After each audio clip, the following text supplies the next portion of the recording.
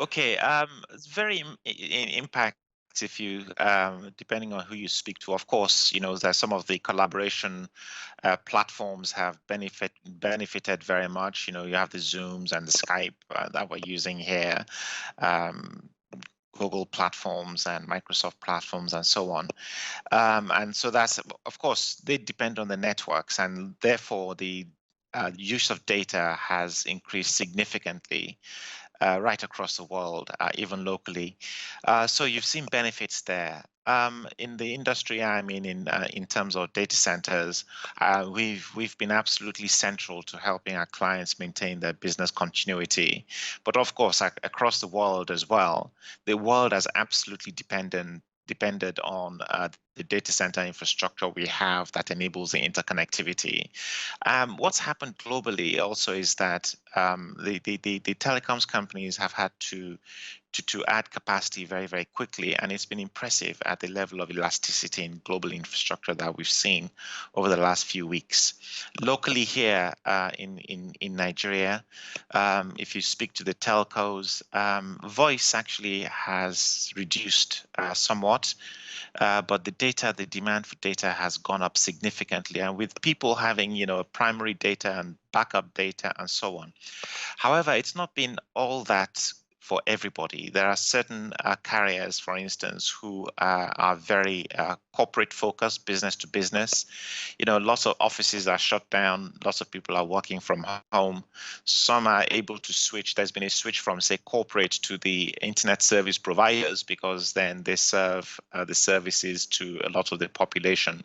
Some have been able to pivot very, very quickly. Some have not. Some have seen some of those business opportunities and demand go down because people are not working from offices. Now, in fintech, the banks have had not to are not delivering services very much through the branches. It's very much on the online system. The apps that they have, you have all of the payment channels who have to interact with even some of the retail channels because people are shopping online. You have to integrate those with payment systems, and you're finding those have increased significantly. Where it comes to cards and card transactions, there's a move very much more towards contactless as a preference, really. You'll find that some of these sort of technologies for using, cards and card processing and so on, where it's online has increased, but when it's actually physical, hasn't increased quite as much. So there actually are varying impacts on the industry in terms of positives and challenges. But by and large, it's more, I wouldn't necessarily say just generally positive online, lots more revenues all over the place and so on, but very much more a hardening of the requirements and demands.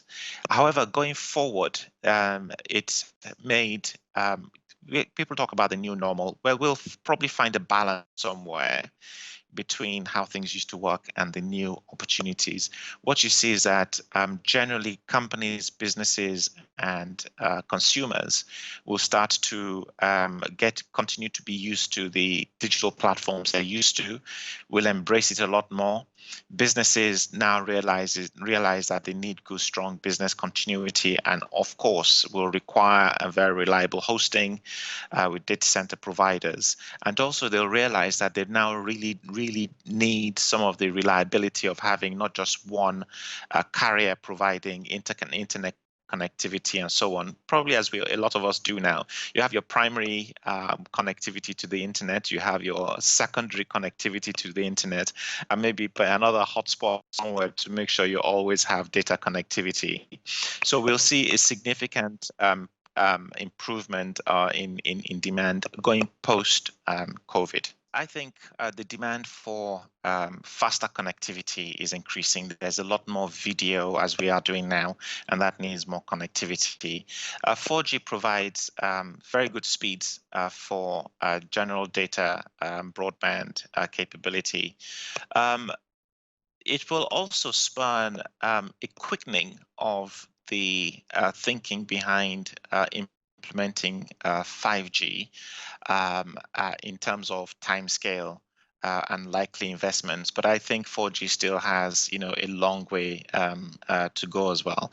It's not just 4G with respect to data connectivity. You have fiber connections. You have all sorts of technologies that you bring together to enable broadband connectivity. The standards and expectations will rise. And therefore, even not just in cities like Lagos, you're now finding that in rural areas now, there's significantly more demand. There's an industry view that we really need to quicken the broadband penetration in the country.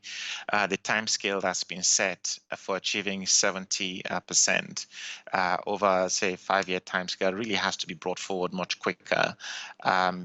It's an opportunity for the economy, because what it means, therefore, is that you can have much more remote working, much better connectivity to enable leveraging technology and in lots of different businesses, not just in the cities, but much more broader across the country.